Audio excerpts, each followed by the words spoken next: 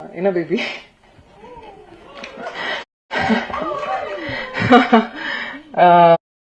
And also சத்தியமா இந்த மேடை வந்து என்ன பேபி?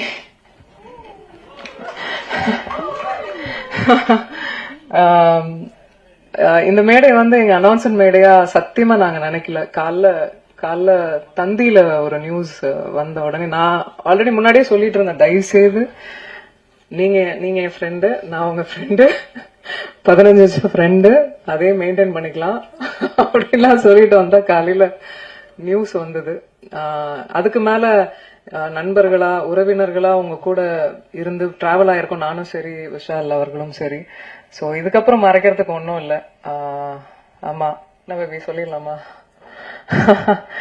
நாங்க வந்து ஆகஸ்ட் 29 வந்து கல்யாணம் பண்ணிக்கலான் இருக்கோம்.